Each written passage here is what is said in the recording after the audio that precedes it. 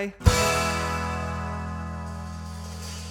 Hello, everybody. Welcome to Knock Knock Eye with Dr. Glockenflecken. That's me. This is a subsidiary of Knock Knock High, our original episodes of the podcast. Well, these are our weekly episodes where I get to talk about all the eyeball stuff I want, and nobody can stop me. Not that anybody would.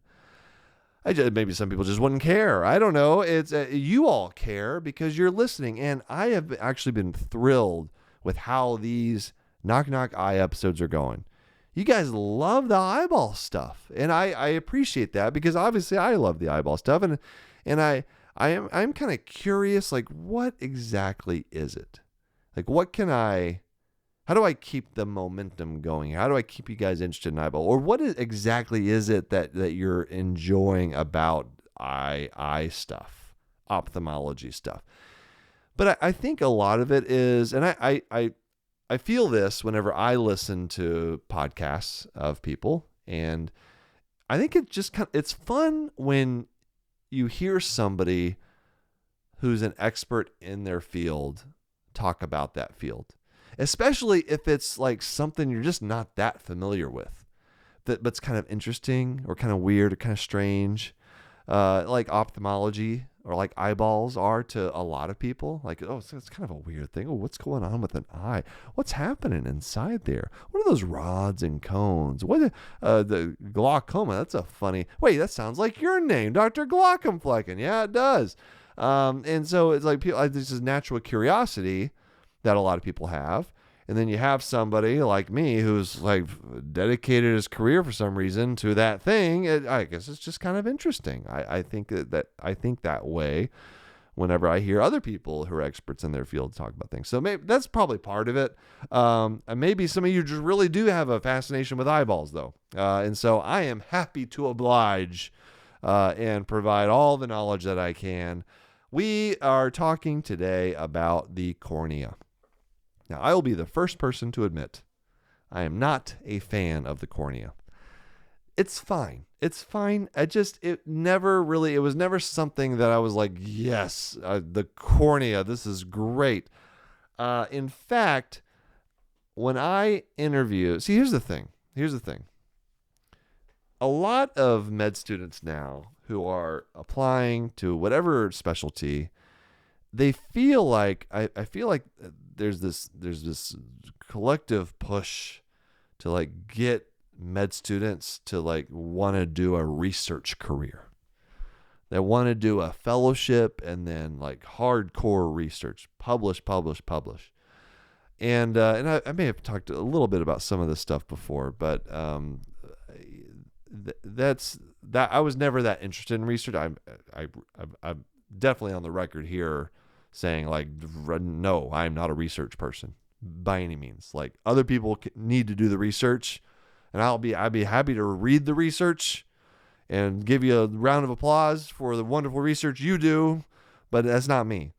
But I do feel like there's a lot of pressure on med students to want to pursue a research career. So much so that whenever I was interviewing, I had like a couple little research projects. I didn't really have any, like, I didn't have any publications or anything, but I felt like, even against my like deep-seated need to avoid research, I felt like I had to be interested in it. And I would kind of like, I wasn't lying, but maybe not like being totally truthful about my hatred of doing research.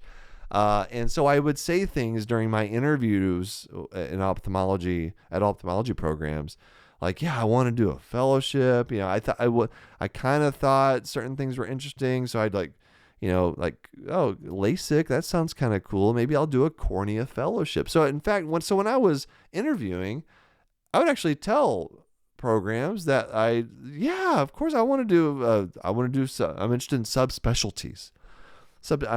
Cornea and Lasic and refractive. Oh, that sounds kind of interesting. Maybe I want to do that. Yeah, that's hey, and that, fellowships, those are in academic places. Maybe I want to do academic. Almost like like trying to convince myself that I wanted to be in academics and be subspecialized because I thought that's what programs needed to hear. That's otherwise I would not match. I would not do ophthalmology, which is ridiculous, and that shouldn't be that way. And so I guess I don't know the point of. I'll get to the point, but one point is to med students listening to this. It's okay if you don't want to do a fellowship.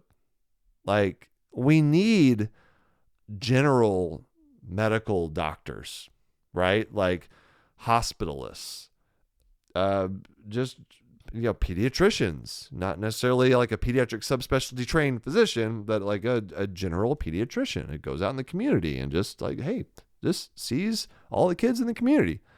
That's what I am as an ophthalmologist. I'm a comprehensive ophthalmologist. I didn't do a fellowship. No, hell no. I was out after residency. Ooh, give me a job. I am done. I'll start paying back my student loans, please. And so I just comprehensive. I'll see you kind of whatever.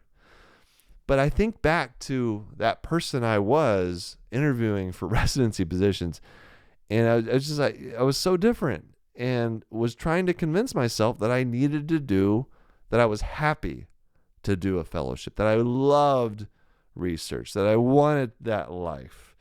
And then I slowly, once I got into residency, I just became honest with myself and was like, damn, I don't want to do this IRB submission paperwork. Like, this is the worst thing I've ever had to do. And it wasn't even that hard. It's just like soul destroying to even think about like that being my career. And that's just me. That's me. That's not somebody else. I'm so glad we have people that do research, but it's not for me. And it doesn't have to be for you either.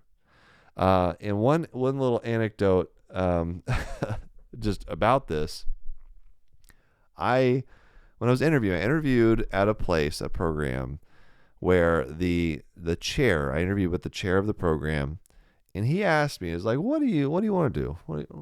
What's your plan? What's your career goal? Where do you see yourself in 10 years?" Something like that. And I said, "Well, I'm pretty sure." I don't know how I said it, but I said, "I'm pretty sure I want to subspecialize, maybe in cornea, maybe in refractive." And he laughed. He goes, "Ha, subspecialize? It's an eyeball. How big could it be? It's 24 millimeters long. You want to subspecialize? He's like, all you med students, they're coming in. You're telling me you want to subspecialize. It's an eye. It's very, very small." And it made me laugh at the time. And honestly, it was exactly what I wanted to hear. I needed someone to call me out on my bullshit. Be like, "What are you doing? You really want to subspecialize?"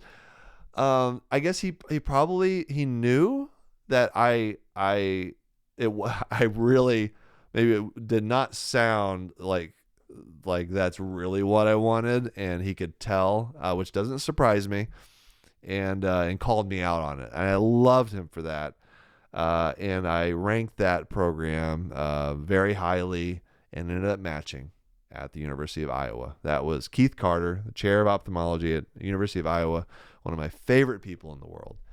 And that program, I knew, because of what that interaction I had with him, that they would not try to put me into an academic career, that they'd be okay with me being, and not just okay, but encourage me to be a comprehensive ophthalmologist if I wanted it, and which is exactly what I wanted.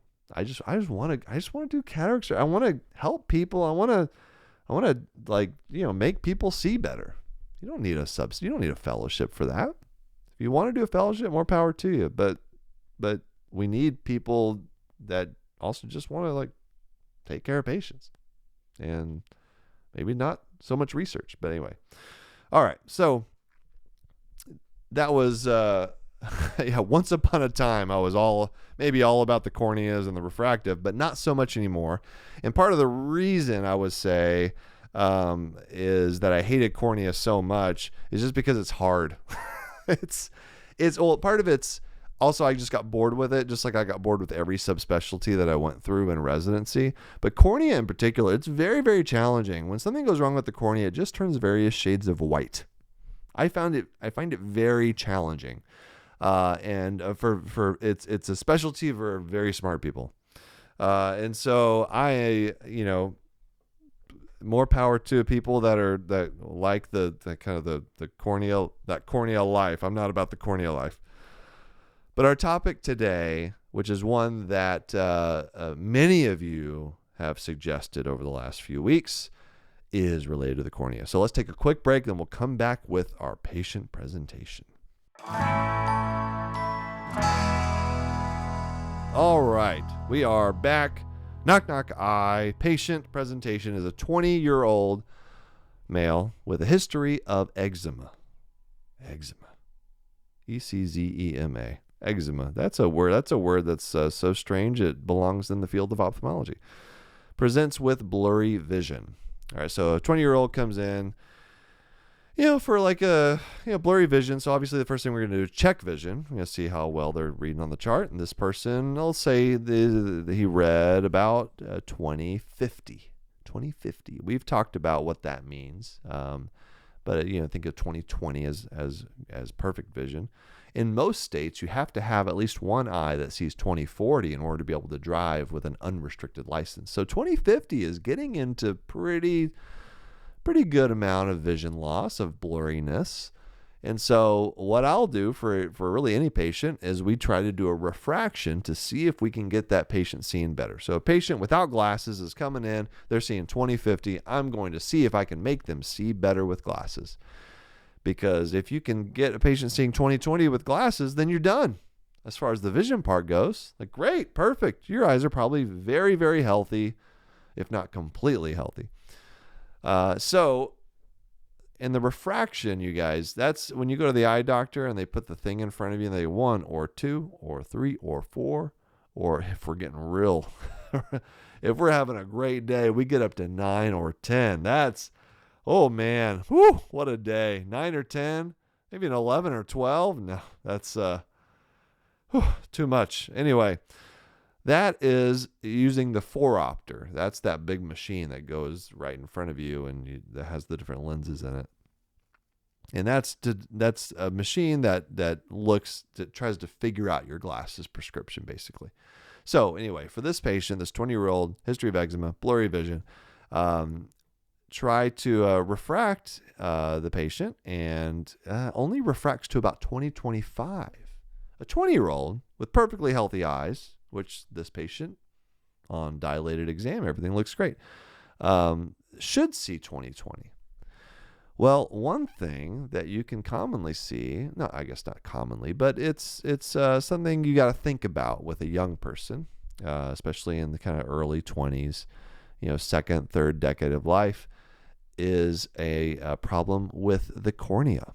So if I can't get a patient with no other obvious eye problem, if I can't get that patient seeing 20/20, then I'll do what's called a corneal topography, especially if it's a young person, because I know that Keratoconus is a possibility.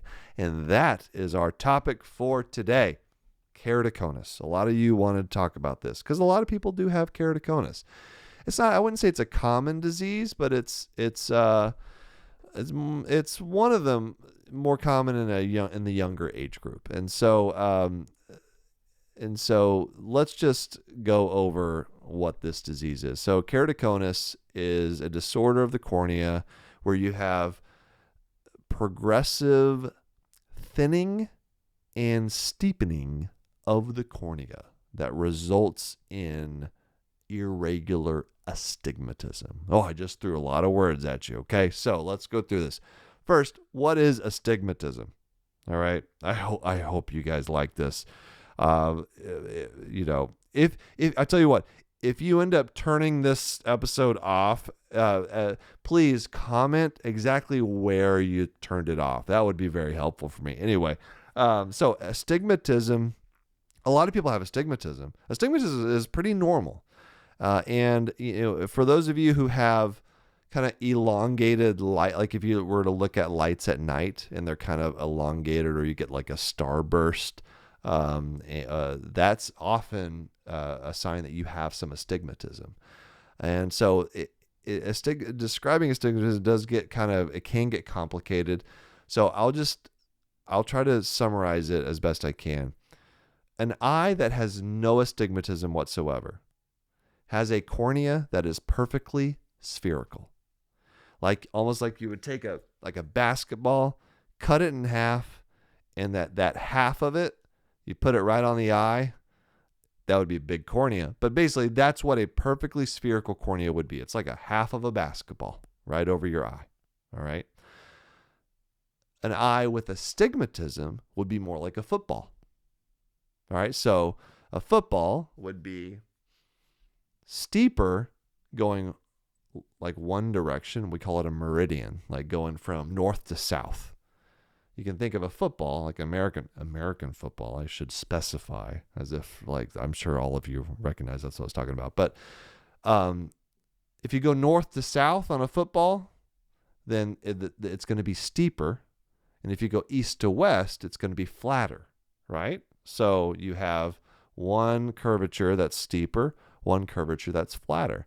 So a cornea that has astigmatism to it is shaped more like a American football as opposed to a basketball. That's how I explain it to patients. That's really as much as you really need to know. And that would be what we call regular astigmatism. Regular astigmatism. If you have a regular astigmatism, we can easily treat that in glasses or contacts. With keratoconus, though, we're talking about irregular astigmatism. So what can happen is there's a lot of different things. If you have a scar on your cornea, or if you have a corneal dystrophy, lots of different diseases of the cornea can cause irregular astigmatism. Keratoconus is one of those things. All right. So what happens in keratoconus, and to be honest, we don't know exactly why this happens. All right. There's a lot of associations with keratoconus that we're going to get to.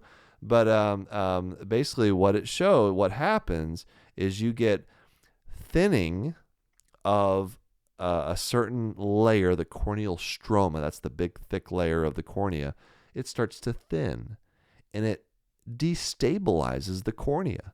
And so it starts to get flatter in certain areas, and it starts to get steeper in other areas, but not in a normal pattern like you would see in a football. It's like a lumpy football. It's like a football that's totally misshapen. It's like a deflated football. It's like for the Deflategate a few years back. You got a deflated football. It's all weird looking and lumpy, and one side's caved in and the other one's more curved. That's kind of what you end up getting when you have this progressive disease like keratoconus. The cornea is just too irregular to the point where glasses can't fix it.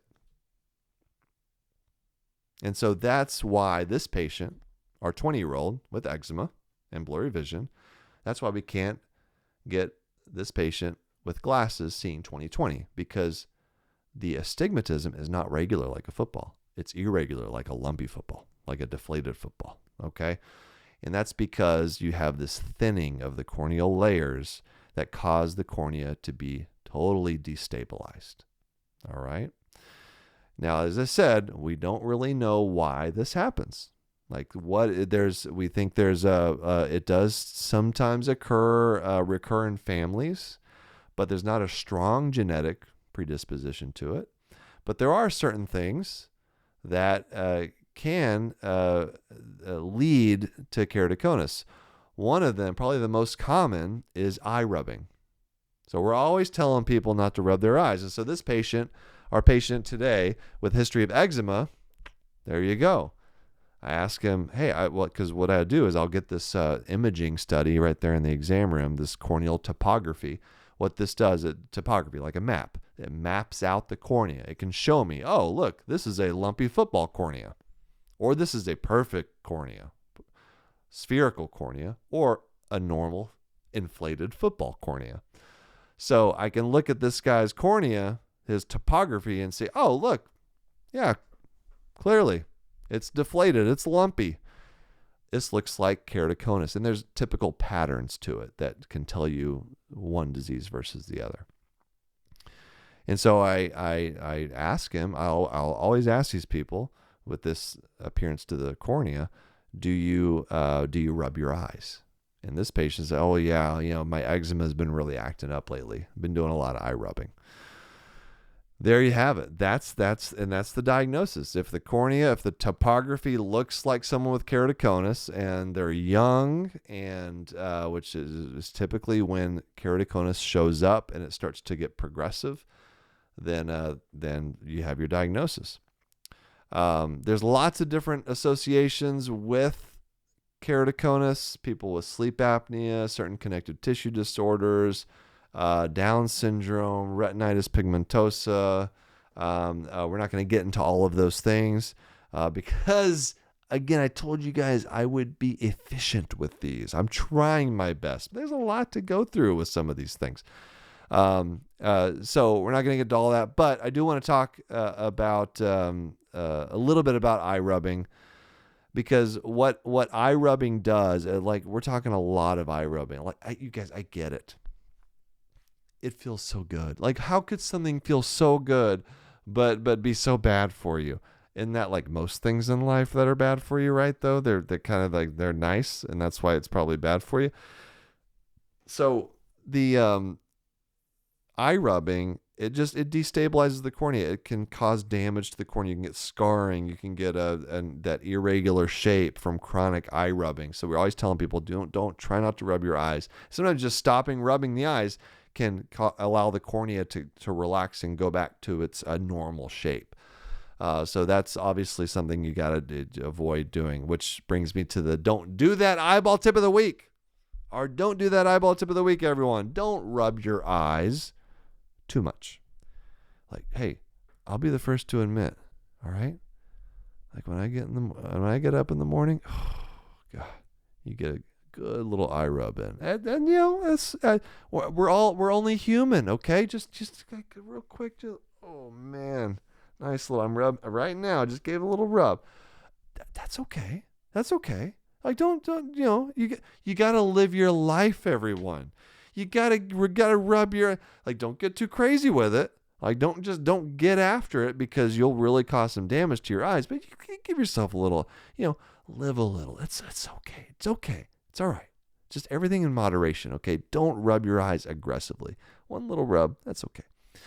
All right, so we got our diagnosis of keratoconus. What can we do for keratoconus? So we got this irregular cornea. It's causing vision loss. Sometimes it can cause a lot worse problems. You can get like scarring. You can get a dramatic swelling of the cornea. That's called corneal hydrops, which is like you get just a big swollen cornea. So there's very, very serious things can come from keratoconus. It can be very mild, or it can be very dangerous and very aggressive. So for a long time, the initial treatment obviously is glasses. Glasses or contacts. So even if someone has mild keratoconus, you may be able to get them seeing well enough with glasses. Sometimes you can't, and you have to prescribe special contact lenses. And these are contact lenses that vault over the eye. They're huge contact lenses called scleral lenses that basically they just go over the eye, and they negate any curvature at all. It like provides like almost like a new cornea. It neutralizes that irregular astigmatism. They're called scleral lenses. So that's an option. But there is a newer technology that was FDA approved in 2016. It's probably been around for about 10 years now. I think it was probably used in Europe before it was brought to the U.S. that's called corneal crosslinking. So crosslinking is a procedure that is used for kind of mild to moderate, kind of early stage keratoconus before it starts to progress, because often keratoconus will progress with time. So that's why it's important to try to catch it early. And so you have a young person that comes in, it looks like, yeah, they've got the beginning stages of keratoconus. You can do this procedure called corneal crosslinking, where you, here's how the procedure works. Take them to the operating room, and you remove the top layer of epithelium the top layer of cells called the epithelium. Basically, you give the eye a giant corneal abrasion, but on purpose. And then you add drops to the cornea. They're riboflavin drops. I'm not going to get into why this works, but it does. It's really effective. For certain people, you have to qualify for it. But you give these riboflavin drops in, and then you treat the eye. You gotta like sit there and drop the eye for I don't know how long, like 20 minutes, something. Just like dropping, drop. It's like some kind of water torture type of situation. But the eye, it's all numbed up and everything, so the patient's not feeling it. And then you treat the eye with a type of light that has a specific wavelength that strengthens that cell layer that's gotten weaker. All right, it strengthens it, and it helps prevent progression of keratoconus. So it just re-strengthens a weakening cornea that you see in keratoconus. So corneal crosslinking. It's a relatively new procedure, not done everywhere. In fact, we don't do it at our practice. I don't think at this point. So it's a specialized surgery. Probably, lots of academic centers will probably have it, but it can be very effective for young people with early keratoconus that hasn't progressed, because the goal of that treatment is to stop the progression of keratoconus.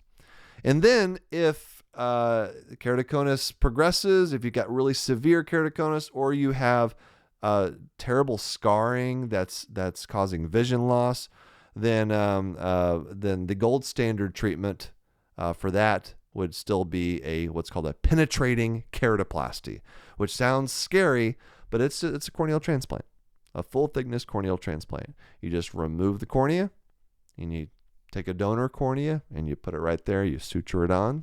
There you go. So it's a long recovery with a surgery like that, but patients do very well with corneal transplant. It's still done to this day for like really severe cases of keratoconus. Ooh, that is keratoconus. Let's see, how are we doing on time? Okay, we're doing okay. All right. So remember, I promised you guys I'd try to keep these to like 35 minutes. We're at 28 minutes here. So hopefully I answered all of your questions about keratoconus. The other thing that we see sometimes is people who have had Lasic. Because think about it. If you think about what Lasic is you are thinning the cornea. You're removing certain parts of the cornea to flatten it. But you're changing the shape of the cornea when you have Lasic or PRK. So anytime you do that, you run the risk of destabilizing the cornea and causing irregular curvature or keratoconus, right? So I saw a patient not too long ago, actually, with had a history of Lasic and started to develop some keratoconus, some thinning and some steepening, some deflated football-ishness of the cornea, and it kind of changes the way you treat certain things. It changes the way you treat cataract surgery. It changes the way you approach glasses or contacts. It's certainly something that, but fortunately, it's pretty easy to diagnose. So it's not something that, you can miss it if you're not looking for it, but it's pretty easy to diagnose with the type of imaging technology we have in really every eye clinic out there. Oh, let's see. I think that's all I got on Keratoconus. Oh, there's some like interesting treatments that I don't think they're done as much anymore. One was called Intacs, where you like take these plastic bands and you like embed them in the cornea.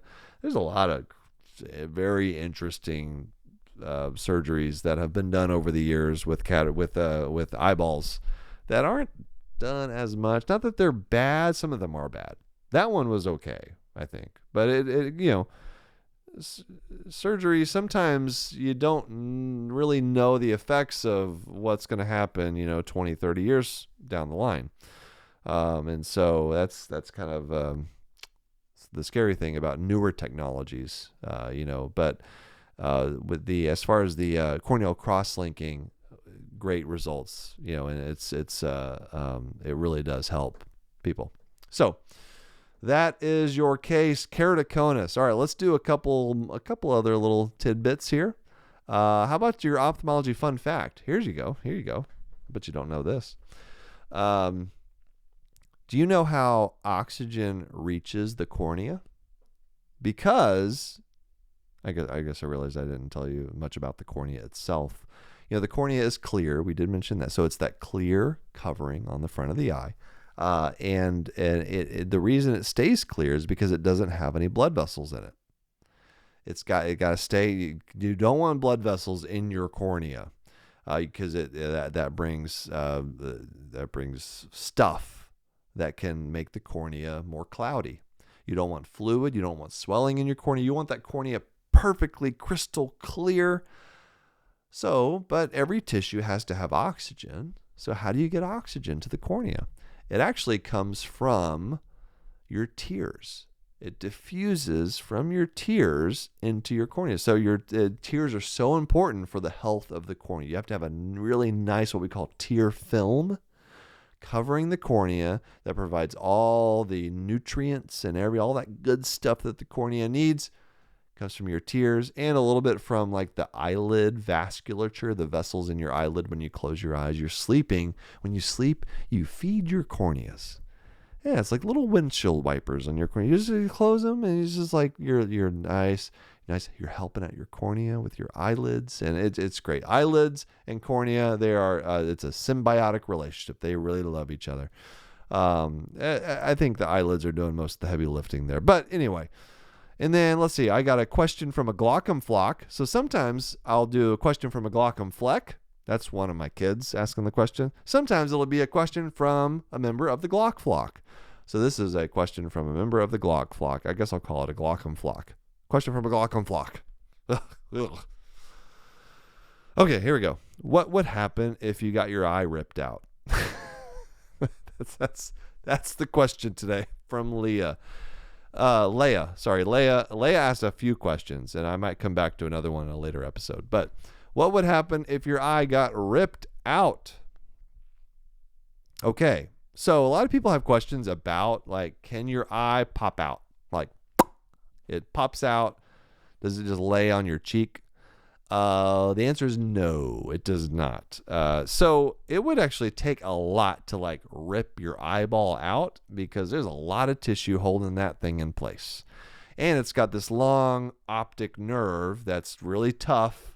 And so it takes a lot of force to have your eye like just snatched out, like the Kill Bill, like snatched from the socket.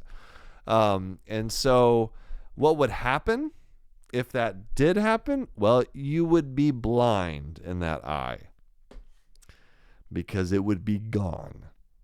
You don't have an eye anymore. Can you reattach it? Technically, I guess you could, but it still wouldn't see. You don't. Nope. There was actually a recent story, like they did some kind of an eye transplant somewhere, but from what I have read, the eye did not regain any vision, so I'm not totally sure what the point is of it. I guess it just the like proof of concept, like you can reattach an eye. But anyway, so that's what would happen. You'd be blind. I don't know if that's what you're going for. But no, in the eye, it does not just like if it pops out, it won't just lay on your cheek. All right. It would actually, your eyelids would actually close behind the eye. And so it would be like really protruding, but it would just still be right there in front of your face. It doesn't dangle. So anyway, I'm so glad you asked that question. Leia, thank you so much for that. And thank you all for listening. I'm your host, Will Flannery, also known as Dr. Glaucomflecken. Special thanks to our executive producers, Aaron Corney, Rob Goldman, and Shanti Brook. Editor and engineer, Jason Portiza. Our music is by Omar Benzvi. If you have any suggestions for future episodes of Knock Knock Eye, please comment. Let me know. I'm always looking for suggestions. And you can also email us, knockknockhi@human-content.com. I'm happy to take all of your thoughts and put them into future episodes. So a lot of people have questions about eyeballs. I'm here to answer. Knock Knock Hi is a human content production.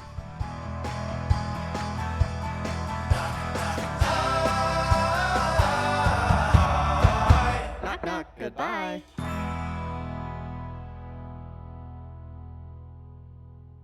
Thanks for watching the episode. You can find more on that playlist over there. If you prefer to listen, or you just had your eyes dilated, you can binge full episodes wherever you get your podcasts. Or join the party over on Patreon, where you get early access episodes, hang out with us, get lots of exclusive bonus content.